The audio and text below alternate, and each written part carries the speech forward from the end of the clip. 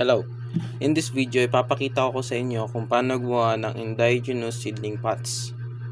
So, ang mga kailangan natin na raw materials is banana leaves and then stick na galing sa dahon ng nyog. For the tools, we need a cutter, a ruler, and kung gusto nyo mas madali yung paghulma or yung pagbilog nya is gumamit tayo ng molde. So, isang rason kung bakit ako gumagawa ng indigenous na seedling pots is para makatipid, and syempre organic yung indigenous pots natin, which means mas ligtas para sa ating environment. Ngayon meron na tayong few samples ng ating raw materials, and ngayon papakita natin kung paano siya gawin.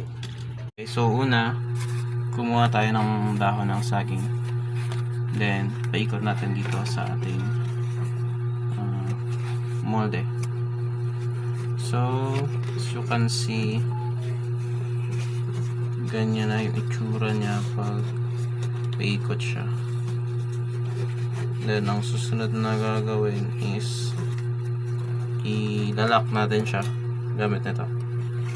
So pwede mo siyang tanggalin sa molder para mas madali.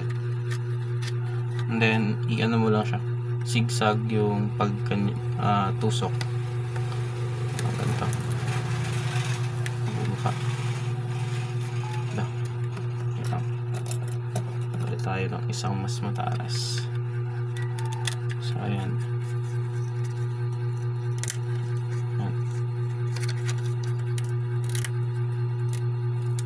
Ayan. So, ang kinalabasan is ganito na siya. Yan. Bale, pag nalagyan na yan ng soil, mag-firm up na yan, then ayun, magiging bilog na siya. Parang ganito. Yan.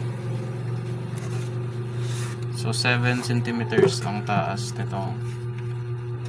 Kaya siya tinawag na indigenous is dahil yung mga ginagamit natin sa paggawa nito is nakikita lang siya sa kapaligiran natin.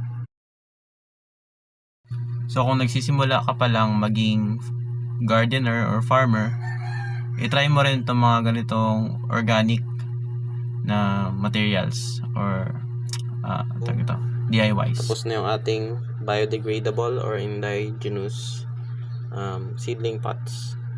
So pwede na natin siyang lagyan ng soil and then taniman.